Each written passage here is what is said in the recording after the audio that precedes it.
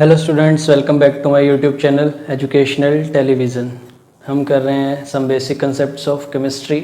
Laws of chemical combination हमारा topic चल रहा था। 3 लॉज हम कर चुके थे, law of conservation of mass, law of definite proportion and law of multiple proportion. आज हम 4th लॉ करते हैं, लॉ ऑफ रेसिप्रोकल प्रोपोर्शन।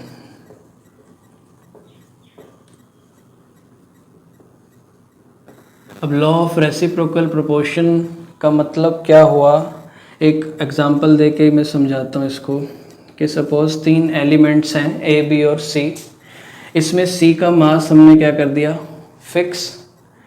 ए और बी सी के साथ रिएक्ट करेंगे और कुछ भी कंपाउंड बनाएंगे, ठीक है। तो कुछ वेट इनका यूज़ होगा। सपोज ए का ये एक्स हो रहा है, बी का हो रहा है वाई, सी का हमने फिक्स कर दिया।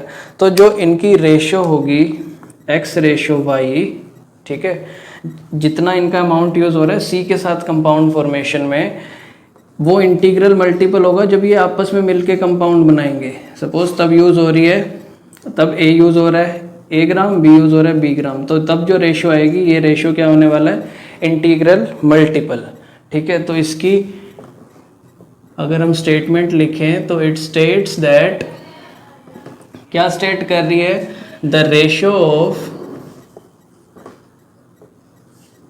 वेट ऑफ किसके 2 एलिमेंट्स, और weight of A and B ही लिख लेते हैं, ratio of weight of A and B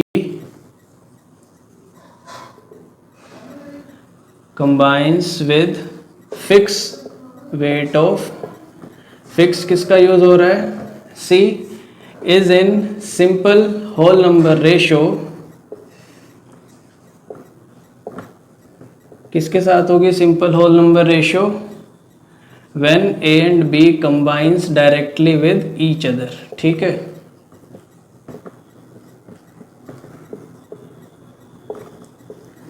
अब जरा इस चीज को एग्जाम्पल लेके देखते हैं। सपोज हमने फिक्स कर दिया, ये है हमारे पास ऑक्सीजन का मॉलिक्यूल O2, ठीक है।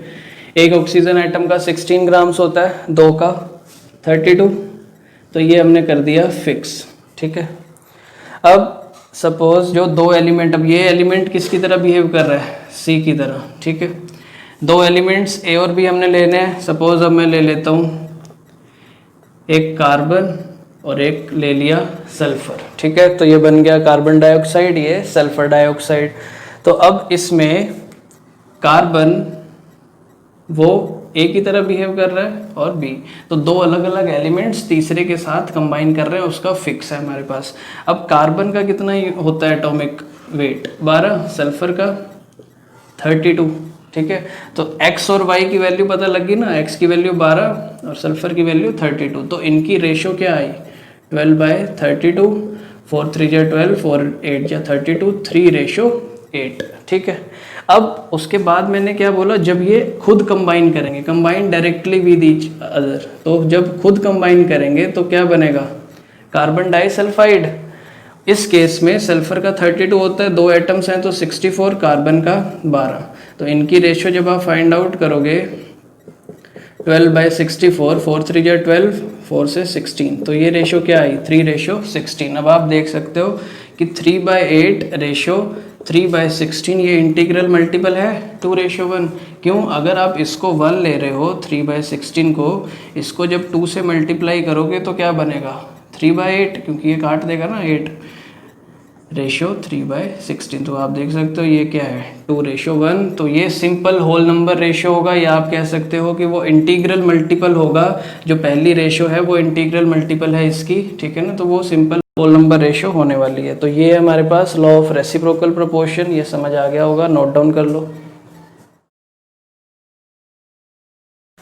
तो अब हम करते हैं स्टूडेंट्स लास्ट लॉ, ठीक है, last law of chemical combination which is Gay-Lussac's law of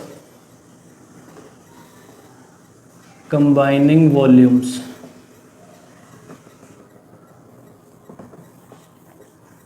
इसमें हमारे पास क्या है इस लॉ में, कि गैसेस जब भी रिएक्ट करके कंबाइन करती हैं वो हमेशा किस में करती हैं, जब उनकी जो वॉल्यूम है वो सिंपल होल नंबर रेशो आपस में भी होती है और जो प्रोडक्ट बन रहा है उनके साथ भी होती है, ठीक है ना। तो अगर मैं इसकी स्टेटमेंट लिखूं that when gases react together their volumes bears a simple whole number ratio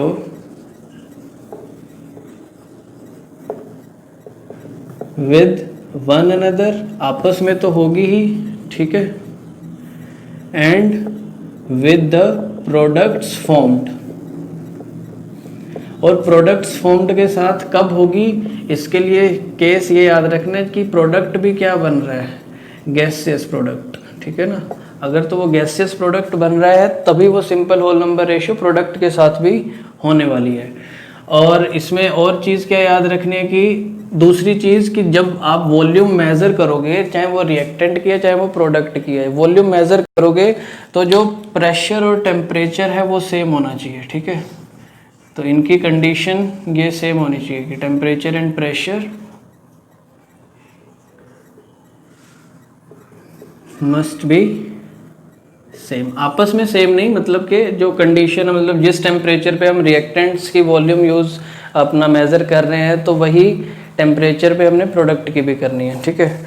अब इसका एग्जांपल अगर हम ले हाइड्रोजन प्लस क्लोरीन, ठीक है, ये दो गैसेस हमने ले ली, ये भी गैसियस फॉर्म में है, तो प्रोडक्ट क्या बनता है, twice of HCl, this is also present in gaseous form, ठीक है। तो अब आप देख सकते हो अगर इसको हम 1 वॉल्यूम मान लें, सिमिलरली दिस इज ऑल्सो, तो 1 और 1 कंबाइन होके कितनी दे रहे हैं, 2 वॉल्यूम्स। तो आपस में भी इनकी रेशियो है, क्या है, 1:1 रेशियो प्रोडक्ट के साथ क्या है, 2। समझ में आ रहा है ना। इसका मतलब क्या है कि अगर हाइड्रोजन आपने 40 ml ले ली, क्लोरीन आपने वो भी फिर उतनी लेनी है, 1 वॉल्यूम का मतलब है वो सिमिलर है, 40 ml ले ली, तो HCl वो डायरेक्ट आपकी 80 ml बनने वाली है। समझ में आया। और एग्जांपल लेते हैं, SO2 sulphur dioxide plus O2 sulphur super oxide बनता है, ठीक है, ट्राई ऑक्साइड जो है। अब ये बैलेंस तो है नहीं, बैलेंस कर लेते हैं इसको, twice of this twice of this, balancing तो आती होगी ना 10th क्लास में। तो अब बैलेंस होगी ये 6 ऑक्सीजन एटम्स, 4 ये 2 ये 6 ये हो गए, 2 सल्फर के 2 सल्फर के, ठीक है। तो इसमें हम देख सकते हैं कि 2 वॉल्यूम इसके यूज़ हो रहे हैं, 1 वॉल्यूम इसका यूज़ हो रहा है और 2 वॉल्यूम प्रोडक्ट के फॉर्म हो रहे हैं, क्योंकि ये सब भी किस में प्रेजेंट हैं, गैसियस फॉर्म में। तो इसमें अगर हम रेशियो लिखने जाएंगे तो रेशियो क्या बनेगी फिर, 2:1, आपस में तो इनकी ये 2:1 और प्रोडक्ट के साथ भी ये बन रही है। एक और लिख लो एग्जांपल, NH3 अमोनिया गैस है, ठीक है, साथ में इसको HCl गैस के साथ जब इसको यूज़ हम रिएक्ट करवाएंगे तो ये भी कंबाइन करेगी इसके साथ, रिएक्ट करके कौन सी गैस फॉर्म होने वाली है, अमोनियम क्लोराइड NH4Cl, ठीक है ना। ये जब टूटता है एक्चुअल में H positive Cl negative, H positive इसमें जोड़ता है, ये NH4 पॉजिटिव बन जाता है, वो Cl नेगेटिव के साथ कंबाइन करके NH4Cl अमोनियम क्लोराइड। तो इसमें भी अब एक ही यूज़ हो रही है, इसमें भी अगर 1 तो 1 ही फॉर्म भी हो रही है, तो रेशो हो गई 1:1:1। तो मेरे को लगता है अब ये भी आपको समझ आ गया होगा। इसके बेसिस पे कुछ एक न्यूमेरिकल हैं वो मैं आपको सेंड कर दूंगा, ठीक है। तो अभी ये नोट डाउन कर लो जल्दी से।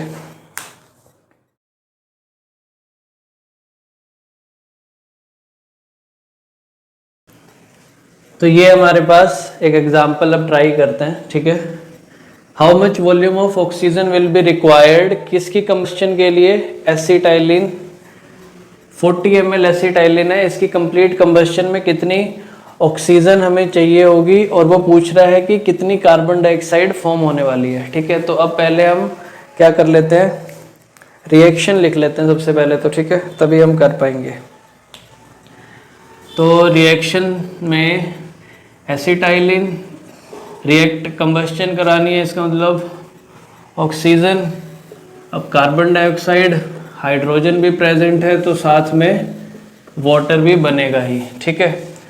अब जब अगर स्टेट्स देखोगे तो ये जो है गैसियस फॉर्म में, दिस इज ऑल्सो, ये भी, बट ये लिक्विड में।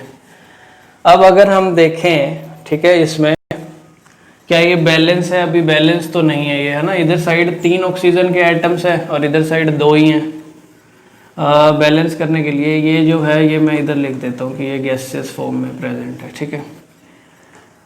अगर इसके 2 हो जाए तो अब कार्बन के हो गए 4, हाइड्रोजन के भी 4 हो गए, तो हाइड्रोजन के 4 करने के लिए बैलेंस कर दिया, कार्बन के 4 हो गए तो 4 से बैलेंस कर दिया। ऑक्सीजन कितने हो गए? 8 और 2 10, यहाँ पे 5 लगा दो, अब बैलेंस हो गई है, ठीक है। अब वो क्या कह रहा है कि 40 ml किसका यूज़ हो रहा है? एसिटाइलिन का। अगर हम अभी जो हमने लॉ लास्ट में ही गेल-ल्यूसेक्स लॉ पढ़ी है तो उसमें अगर हम पढ़ें तो इसमें 2 वॉल्यूम और इसका 5 वॉल्यूम, और प्रोडक्ट में सिर्फ जो गैसियस स्टेट में प्रेजेंट है वही देखना है, उसका है 4 वॉल्यूम, ठीक है ना। तो इसका कितना यूज़ हो रहा है? 40 ml, समझ रहे हो। तो 2 volume is equal to 40 ml, तो 1 वॉल्यूम का मतलब कितना हुआ? 20 ml। तो 1 वॉल्यूम अगर इसका यूज़ होता, अगर ये 40 ml यूज़ हो रहा है तो 1 वॉल्यूम के हिसाब से कितना यूज़ होता? 20 ml। 1 वॉल्यूम के हिसाब से फिर ये कितना यूज़ होता? 100 ml। क्यों? 5 वॉल्यूम है ना, 1 वॉल्यूम कितना है? 20, तो 5 इंटू 20 100 ml। और 4 वॉल्यूम कार्बन डाइऑक्साइड तो 80 ml। तो हमें पता लग गया क्या कि 40 ml एसिटाइलिन को कंबस्शन में ऑक्सीजन कितनी यूज़ होने वाली है? 100 ml, एंड कार्बन डाइऑक्साइड कितनी फॉर्म होने वाली है? 80 ml। समझ में आ गया होगा आपको, ठीक है ना। तो हम लिख देंगे कि कंबस्शन के लिए जो ऑक्सीजन रिक्वायर्ड है वो कितनी है? 100 ml, एंड जो CO2 फॉर्म हो रही है वो कितनी हो रही है हमारे पास? 80 ml, ठीक है। तो ये आपको न्यूमेरिकल समझ आ गया होगा। एंड स्टूडेंट्स, आज के लिए इतना ही। हमारे लॉ ऑफ केमिकल कम्बिनेशन अब कंप्लीट हो चुके हैं। अब हम एटॉमिक वेट, एटॉमिक मासेस, इन सब के बारे में पढ़ेंगे नेक्स्ट वीडियो लेक्चर में। ये वीडियो लेक्चर आपको समझ आ गया है सब कुछ, तो जल्दी से वीडियो को लाइक कर दो, शेयर कर सकते हो आप। और इस चैप्टर के बाकी के पार्ट्स, उनका लिंक आपको डिस्क्रिप्शन में मिल जाएगा, ठीक है। और आपकी स्क्रीन पे भी थंबनेल आ गया होगा पुरानी वीडियोस का, तो उस पर आप क्लिक करके वो वीडियो भी देख सकते हो। चैनल को सब्सक्राइब नहीं किया है तो चैनल को सब्सक्राइब कर लो, नोटिफिकेशन बेल को भी प्रेस कर दो ताकि आने वाली आपको वीडियो लेक्चर्स की अपडेट साथ के साथ मिल जाए। Thanks for watching.